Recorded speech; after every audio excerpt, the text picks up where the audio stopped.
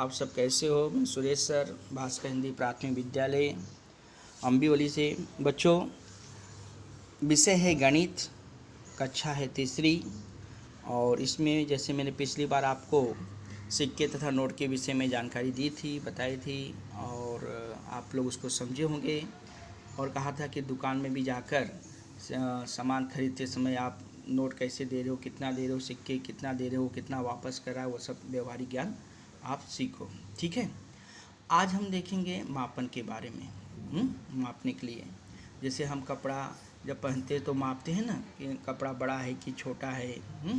तो वैसे जैसे कि कक्षा में, विद्यालय में जब आप क्लास में रहते हो तो आपको टीचर ने या शिक्षिका ने कहा कि जो मेज़ रखी हुई, जिस पर मेज़ रखी उस मेज़ को मापने के लिए कह दिया। समझ रहे हो। तो यहाँ पे देखो, यहाँ लिखा हुआ है शिक्षिका ने नंदू, ये दो बच्चे देख रहे हो, नंदू और सोनी से क्या कहा, मेज़ की लंबाई नापने के लिए कहा।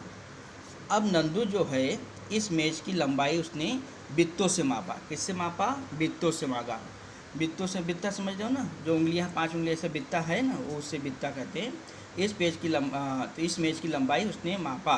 तो कितने? 11 बित्तों के बराबर। किसने नापा? नंदू ने। तो टीचर ने कहा था कि इसको आप मेज़ की लंबाई नापो, तो उसने अपने बित्ते से मापा, तो उसने 11 बित्ते उसके माप से हुए। तब उसने सोनी ने भी मापा। अब सोनी जब माप रही है मेज़ की लंबाई, तो उसके बित्ते कितने हो रहे हैं बच्चों? 12 बित्ते के बराबर हो रहा है। तो ये हम क्या परफेक्ट, यानी एकदम अच्छे तरह से वो मापन कर पा रहे हैं क्या? क्यों? क्योंकि मापन एक ही, मतलब जितनी बचा है कोई भी मापे उसका एक ही उत्तर आना चाहिए। लेकिन यहाँ पे नंदू का और सोनी का उत्तर कैसा है? अलग अलग आ रहा है। क्योंकि वो किससे माप रहे हैं? बित्तों से माप रहे हैं। तो इसका मतलब ये हुआ बच्चों कि नंदू का जो हाथ का बित्ता है, जो बित्ता है माप रहा है, वो अधिक, उसकी लंबाई अधिक है, और सोनी की क्या है? कम है। बराबर। अब सलमा, तुम दोनों ने बित्ते से ही नापा। किसने बित्तों से मापा? नंदू और सोनी ने। किसने कहा? सलमा ने कहा। तो भी दोनों के माप में अंतर क्यों पड़ा? मतलब मापने की जो चीज़ है, जो मापने की चीज़ है वो क्या है? मतलब मापने का जो साधन है बच्चों, वो एक ही है। क्या है? बित्ता है। तो उन दोनों ने उसी साधन से, मतलब अपने बित्तों से मापा, लेकिन दोनों में अंतर क्यों आ रहा है? तो ऐसा प्रश्न किसने किया? सलमा ने। तो टोनी क्या कहता है? दोनों के बित्ते समान हैं क्या? टोनी क्या कहता है?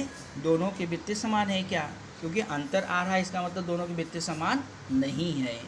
नंदू कहता है, जो पहले बित्ता मापा था उसने कितना बताया था?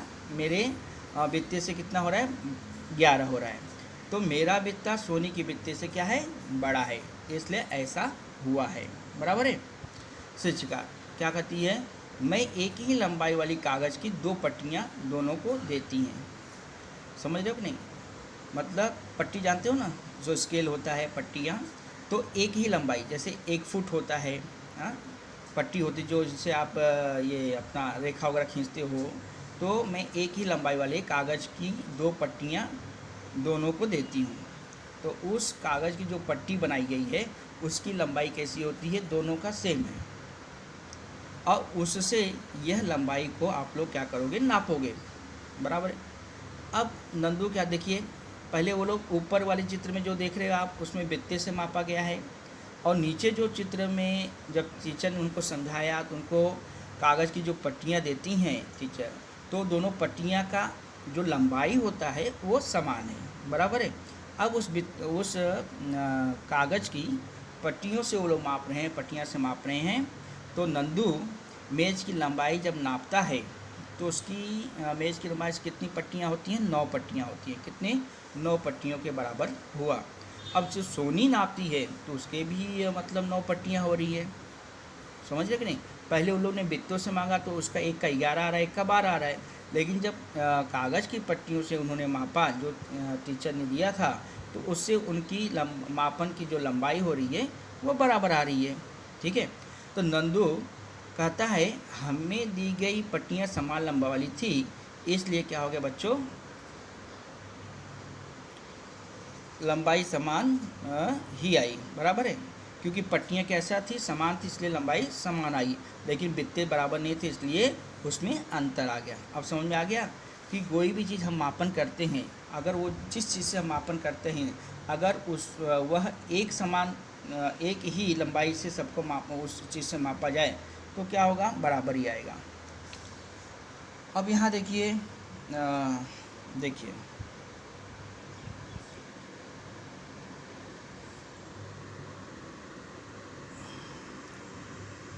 सलमा कहती है, देखो, अतः एक ही वस्तु की लंबाई समान साधनों से मापने पर वह समान होती है। मतलब सलमा ने क्या कहा, अतः एक ही वस्तु की लंबाई अगर समान साधन से मापा जाए तो उसका जो मापने लंबाई होगी वह क्या होगा, एक ही समान आएगा, चाहे कोई भी उसे मापे। सोनी कहती है, यदि मुझे खड़िया मतलब जानते हैं चौक, तो यदि मुझे खड़िया यानी चौक की लंबाई मापनी है, मतलब नापना है, तो क्या ये पट्टी उपयोग में होगी। मतलब खड़िया कितना होता है, छोटा होता है ना, और अगर ये जो पट्टी मतलब खड़िया छोटी है और पट्टी जो कागज़ की पट्टी टीचर ने दी है वो लंबा है, तो वो ये कहता है कि अगर मुझे खड़िया का लंबाई नापना होगा तो क्या ये पट्टी उपयोगी है, मतलब माप सकते हैं। यह पट्टी तो खड़िए से अधिक लंबी है, कैसे मापेंगे, कैसे पता चलेगा, बराबर है। तो इसको कौन समझाता है, टीचर समझाती है। क्या समझाती है, इस कागज़ की इस पट्टी को मोड़ देंगे। जो कागज़ की पट्टी है ना बच्चों, कागज़ की पट्टी देख रहे हो, जो ऊपर मतलब उन्होंने मापन किया पट्टी से, कागज़ की पट्टी से, उसको क्या करेंगे, टीचर ने बोला मोड़ देंगे, मतलब मोड़ना नहीं, फोल्ड करेंगे। इस कागज़ की इस पट्टी को क्या कर देंगे, हम थोड़ा मोड़ देंगे और उसके हम क्या करें, समान भाग, मतलब जैसे एक बार मोड़ा उतना ही भाग फिर से मोड़ना, उतना ही भाग फिर से मोड़े, तो एक उसको खंड बन जाए, मतलब मोड़ते मोड़ते मोड़ते जाएंगे और एक ही समान माप, उसका एक ही समान होना चाहिए, ठीक है। उसके समान भाग करेंगे और उसमें बने इन छोटे भागों को उपयोग हम खड़िए की लंबाई नापने के लिए किया जा सकता है। अब देखो, जैसे ये जो नीला मतलब रंग का आपको चौकट दिख रहा है, लाइन खींच रहा है, ये कागज़ की पट्टी है। अब उस कागज़ की पट्टी को समान भाग से उसने क्या किया गया है, मोड़ा गया है। मोड़ के देखिए निशान लगाया, तो कितनी बार मोड़ा गया होगा, 1 2 3 4 5 6 7, बराबर। अब यहाँ पे देखो खड़िया, देखो नीचे रखा हुआ है, बराबर है। इस पट्टी के समीप में खड़िया रखती हूँ, तो खड़िया पट्टी के समीप में रखा हुआ है, नज़दीक में, समीप मतलब नज़दीक में रखा हुआ है। अब देखो, देख रहे हो, तो अब इससे पता चलेगा ना कि कितनी बार मतलब पट्टी को जो मोड़ा गया था उसके कितने भाग तक वो खड़िया जा रही है और उससे वो कितना और ज़्यादा है, ठीक है। हाँ, तो सलमा इस पट्टी के समीप में खड़िया रखती है और इस खड़िए की लंबाई 5 छोटे भागों के बराबर है। कैसे, छोटा भाग जो मतलब मोड़ा गया था ना, उसको गिनो आप, 1 2 3 4 और एक देखो जो उसका ये है आगे का भाग है, उसके बराबर, मतलब 5 भाग आ रहे हैं, छोटे छोटे 5 भाग आ रहे हैं, देख रहे हो, बराबर, ठीक है। अब नंदू कहता है, इस पट्टी का उपयोग करके क्या प्रवेश द्वार के दोनों खंभों के बीच की दूरी नाप सकते हैं। देखिए, जैसे पहले मेज मापने की बारी आई तो टीचर ने क्या दिया था, कागज़ की पट्टियाँ बना के दी थी, तो उन्होंने उससे मापा, बिल्कुल आया। लेकिन जब उससे मेज से भी छोटी वस्तु मापनी हुई, जैसे कि खड़िया मापना हुआ, तो टीचर ने क्या किया बच्चों कि उस के मतलब कागज़ को ही बराबर उससे मोड़ मोड़ के उसको ये कर लिया, लाइन खींच दिया, और उससे क्या हुआ कि जब खड़िया रखी गई, जो उसके मतलब भाग, तो उसने भाग बना लिए समान भाग, और जब खड़िया रखी तो कितने भाग तक वो आ रही है, तो उसको गिन के ये बताया गया कि ये जो पट्टी है, कागज़ पट्टी, उसमें वो 5 भाग तक आया हुआ है। तो उससे प्रवेश द्वार तो और बड़ा होता है, प्रवेश द्वार तो मेज से भी बड़ा होता है और खड़िया से। तो अब नंदू ये पूछता है कि अगर इस मतलब इस कागज़ की पट्टी का उपयोग करके हम प्रवेश द्वार का माप कर सकते हैं। प्रवेश द्वार मतलब होता है गेट बच्चों, गेट, विद्यालय गेट होता है ना, वही। तो इस पट्टी का उपयोग करके क्या प्रवेश द्वार के दोनों खंभों के बीच की दूरी हम नाप सकते हैं, देख रहे हैं। तो जैसे ये प्रवेश द्वार खुला हुआ है, तो एक मतलब एक कॉर्नर में देखो, कोने में एक ये खंभा लगा हुआ है, एक उधर, तो उस पट्टी का उपयोग करके क्या ये खंबे की लंबाई ना मतलब मापी जा सकती है? तो सलमा क्या कहते नहीं, कागज़ की यह पट्टी बहुत ही कम लंबाई वाली है। मतलब कम लंबाई वाले के लिए अलग मापन होता है, अधिक लंबाई वाले के लिए अलग मापन होता है। इसका मतलब ये समझ में आ रहा है। अब शिक्षिका फिर कहती है, टीचर मेरे पास एक लंबी रस्सी अर्थात डोरी है। लंबी क्या है? डोरी है। और कागज़ मापन के लिए इसका उपयोग हम करेंगे। मतलब डोरी कैसी है? लंबी है। अब उन लोग बच्चों ने कैसा डोरी लिए हैं, अब डोरी से माप रहे हैं, तो अब वो कितनी लंबी है, अब वो कितनी बार एक भाग में हो रहा है कि दो भाग में हो रहा है, वैसा वो माप सकते हैं। अब नंदू क्या करता है, इस रस्सी की सहायता से हम इस प्रवेशद्वार के दोनों खंभों के बीच की दूरी नापेंगे। ठीक है। अब टोनी कहता है प्रवेश द्वार के दोनों खंभों के बीच की दूरी 3 रस्सियों के बराबर। जब उन्होंने मापा प्रवेश द्वार की दूरी की, तो उन्होंने जो टीचर ने शिक्षिका ने मतलब उनको रस्सी दी थी, तो उसको उन्होंने 3 बार उसको मापा। एक बार मापा तो वो फिर उसको वहाँ से लेकर फिर दूसरी बार मापे, फिर उसके बाद से तीसरी, मतलब उन्होंने जब उसके बराबर 3 रस्सी अगर रखी जाएगी तब वो जो प्रवेश द्वार है वो उसकी जो है मापा जा सकता है। तो कम लंबाई मापने के लिए कम लंबाई वाले साधन उपयोग होता है, तो साधन का उपयोग करना सुविधाजनक होता है। अब तो इसे समझ में आ गया। तो ये समझ में आ गया, कम जो वस्तु बड़ी है तो उसके लिए छोटे साधन का उपयोग किया जाता है मापने के लिए, और बड़े साधनों के लिए बड़ी मापन पट्टी का उपयोग करते हैं, कम लंबाई वाले। ठीक है। अब यहाँ पे ये आप ने देखा होगा, मीटर पट्टी देखे होंगे।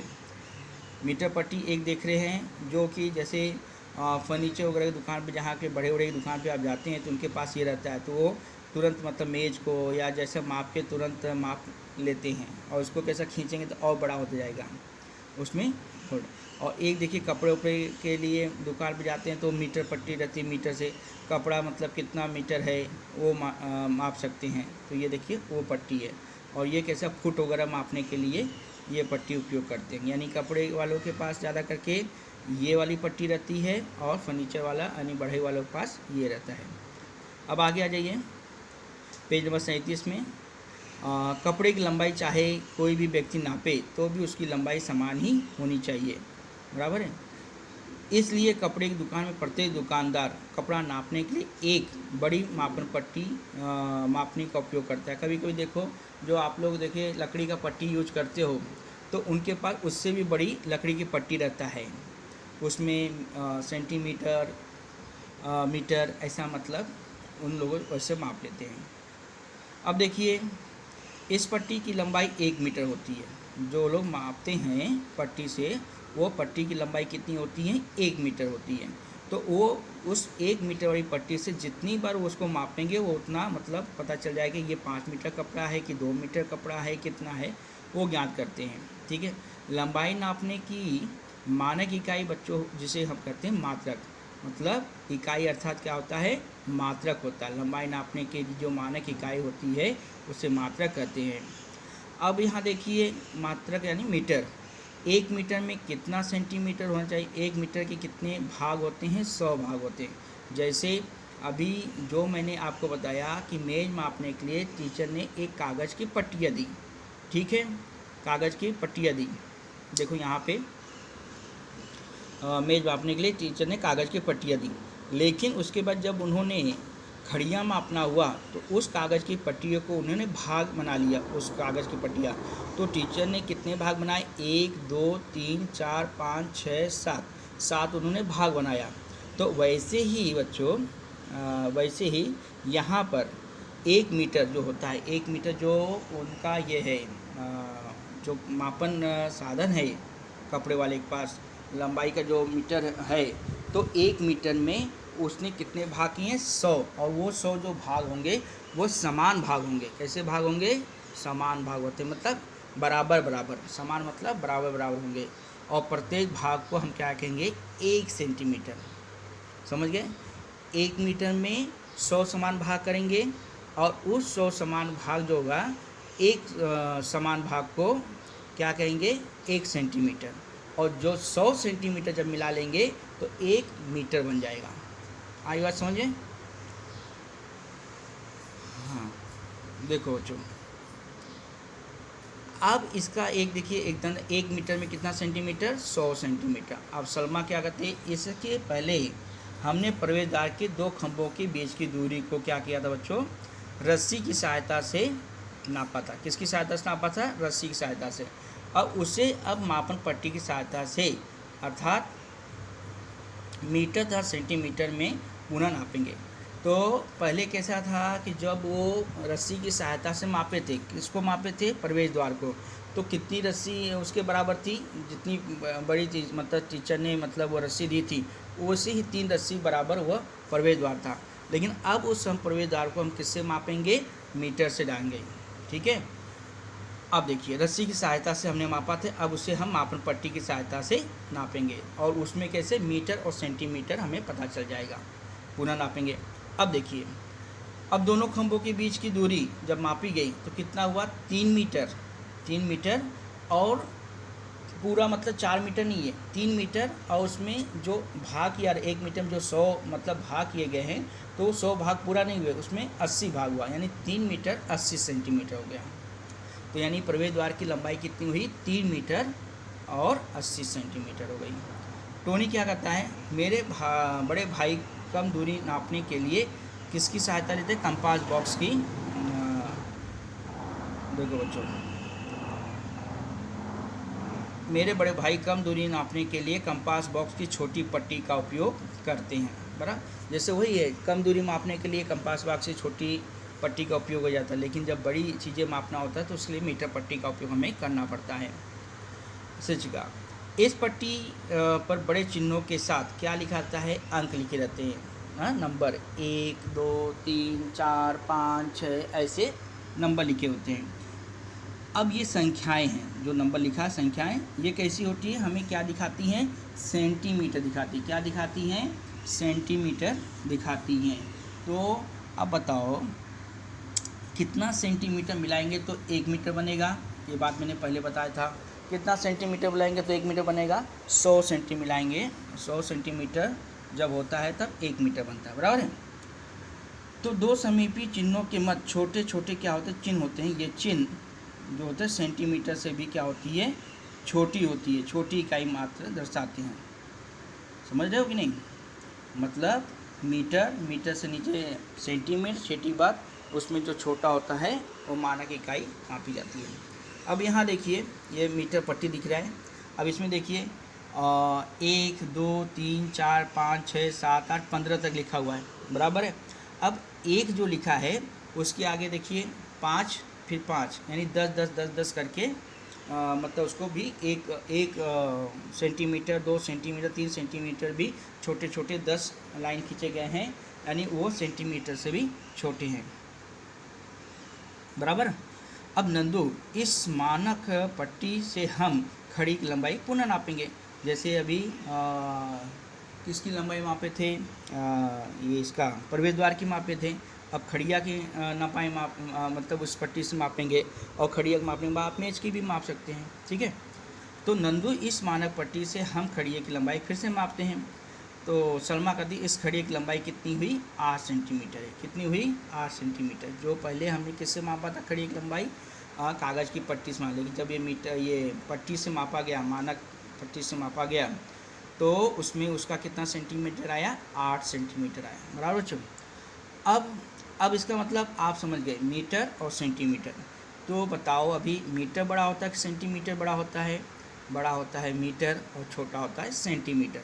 तो 1 मीटर में कितना सेंटीमीटर होगा, 100 सेंटीमीटर, और 100 सेंटीमीटर में कितना मीटर होगा, 1 मीटर होगा। ये दिमाग में आप फिट कर लो। मीटर 1 सेंटीमीटर का 100 गुना होता है। मीटर जो होता है 1 सेंटीमीटर का कितना गुना होता है, 100 गुना होता है। अब बच्चों, बड़ी दूरी नापने के लिए हम मानक इकाई अर्थात मात्रक का उपयोग करते हैं, मीटर का उपयोग करते हैं। अब यहाँ देखिए, ये देखिए, देख रहे हो, जैसे अभी ये छोटी पट्टी है 1 2 3 4 5 6, लेकिन ऐसे मतलब आगे करती हूँ 6 7 8, मतलब बड़ी पट्टी, मतलब 92 93 94 मतलब 100 तक जो दिखाया गया है वो मीटर पट्टी है। मतलब 1 से लेके ये 100 तक की क्या है, मीटर पट्टी है। अब यहाँ से आपको क्या करना है, मापना है। नीचे दी गई दूरियाँ लंबाई सेंटीमीटर में नापेंगे या मीटर में सारणी में लिखना है। तो आपको ये बताना है कि ये जो नीचे लिखा हुआ है आप उसे कैसे मापोगे, मीटर से उसको मीटर में आप बताओगे कि सेंटीमीटर बताओगे। अब एकदम सिंपल है, अगर चीज़ बड़ी है, वस्तु बड़ी है तो आप उसे मीटर में माप सकते हो, अगर वो छोटी है तो उसे आप उसको किस में बताओगे, सेंटीमीटर में। तो पेंसिल की लंबाई आप किस में बताओगे, सेंटीमीटर में, बराबर है। अब बराबर पेंसिल की लंबाई क्या, पेंसिल छोटी होती है उसकी लंबाई किसे बताओगे, सेंटीमीटर में। दो इमारतों के बीच की दूरी जो है वो किस में बताओगे आप, दो इमारतों की जो बीच की दूरी है बच्चों वो किस में आप बताओगे, दो इमारतों के बीच की दूरी किस में बताओगे, सेंटीमीटर में नहीं बताओगे, किस में बताओगे, मीटर में बताओगे। पेंसिल लंबाई सेंटीमीटर में, दो इमारतों के बीच की दूरी मीटर में, और सड़क की चौड़ाई किस में बताओगे, मीटर में, बड़ी होती है ना। कापी की लंबाई किस में बताओगे, सेंटीमीटर में, और मोबाइल की लंबाई किस में बताओगे, सेंटीमीटर में, और दो खंभों के बीच की दूरी किस में बताओगे, बोलो, मीटर में। ठीक है, यानी ये समझ गए आप अच्छे से। अब नीचे दी गई कुछ दूरियां तुम मानक इकाई में क्या करोगे, नापो तथा सहपाठियों से भी नापने के लिए कहना है। आसपास के मापों की जांच आपको करनी है। ठीक है बच्चों, तो ये अंतर हो तो फिर से उसे नापो। अगर दोनों, हाँ, विद्यालय की सुरक्षा दीवार की लंबाई, मेज़ की लंबाई, पुस्तक की लंबाई, बरामदे की लंबाई, हाँ, जानकारी आपको प्राप्त करनी है। तो यहाँ पे फिर आप अपने मतलब माँ की साड़ी को, आप माँ की साड़ी की लंबाई नाप सकते हो, तो वो किस में आएगा, मीटर में आएगा। हाँ, मेज़ की लंबाई, पिताजी की कमीज में लगने वाले कपड़े की लंबाई आप नाप सकते हो, तौलिए की लंबाई, रुमाल की लंबाई, ये सब आप अपना मीटर पट्टी के द्वारा आप माप सकते हो। निम्नलिखित के मापों का अनुमान आप लगा सकते हो, सिर्फ अनुमान। जैसे अब यहाँ पे भिंडी की लंबाई कैसे, अनुमान से कितना होगा, 3 सेंटीमीटर, 4 सेंटीमीटर, जो भी होगा, तो वो अनुमान लगा के फिर एक अनुमान लगाओ कि मीटर की मतलब इतना, क्योंकि भिंडी छोटा होता है तो वो कैसा, सेंटीमीटर, तो वो अनुमान लगा, और उसके बाद वहाँ पे उसको मापन पट्टी या फीते के मापने से आप वहाँ पे माप करके परफेक्ट बताओ कि मेरा अंदाज यानी आपका अनुमान कितना सही था। तो वैसे सेम की फली की लंबाई मापो, अनुमान लगाओ, पहले अंदाज लगाओ कि इतना हो सकता है, फिर उसे मापोगे तो आपके अंदाज उसमें मापने में कितना फ़र्क है वो आपको ज्ञात हो जाएगा। वैसे मिर्च के पौधे की ऊंचाई, ज्वार के डंठल की लंबाई, बरगद के वृक्ष का घेरा, अहाते के दो वृक्षों के बीच की दूरी आप इसे कर सकते हो। ठीक है बच्चों, तब तक अब ये मापन, वजन, द्रव्यमान वो मैं अगली बार आपको बताऊंगा। तब तक के लिए आप इतना लिखो, और ये जो चीज़ें मैंने आपको ऊपर बताई है ना, उसे आप उसे घर पर क्या करोगे, मापोगे। जैसे माँ की साड़ी की लंबाई होगी, बहन की ओढ़नी की लंबाई हो गई, पिताजी की कमीज में लगने वाली, तो उसमें कितना अंतर है, आपका अंदाज कितना, वो सब आप करोगे। तब तक के लिए बच्चों बाय बाय, धन्यवाद, थैंक यू।